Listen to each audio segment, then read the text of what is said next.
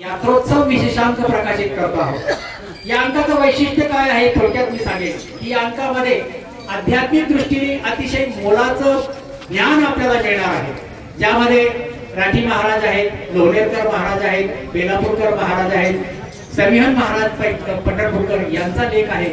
अशा विविध मान्यवरांचे लेख आपल्याला भागवत, नाथ भागवत किंवा श्रीमद भगवद्गीता, संत सकाराम महाराज चरित्र, नंतर तुमचं ज्ञानेश्वरी या विषयाच्या संदर्भातलं ज्ञान आपल्याला या मासिकाच्या द्वारे या ठिकाणी मिळणार आहे। याचबरोबर परंपरागत सेवा करणारे समाज यांची मुलाखत आपण या मासिकाद्वारे प्रकाशित करतो, जी आपल्याला आजपर्यंत माहिती नाही। वेगवेगळे समाज या उत्सवामध्ये समाविष्ट असतात आणि त्यांची सेवा परंपरागत वर्षानुवर्ष चालूच आहे।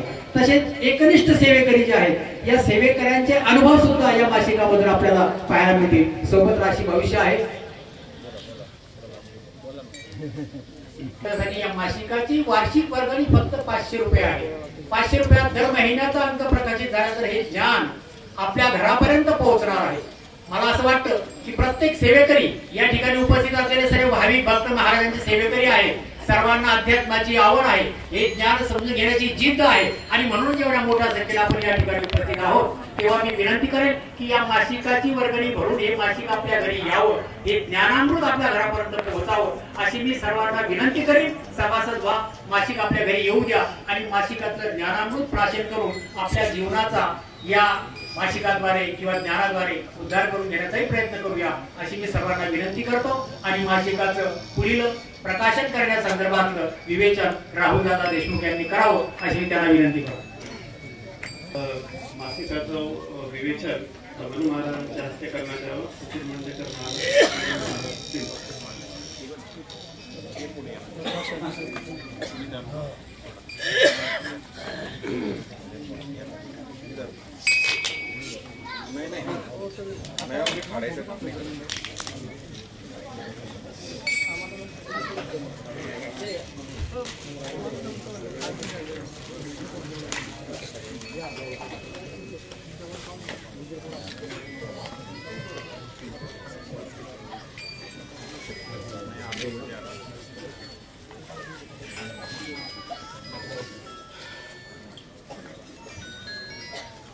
आता साडी वाजवा।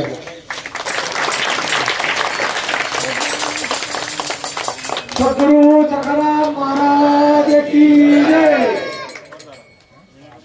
कुंडली गवरदे पंढरीनाथ भगवान की जय। सकाराम महाराज की जय।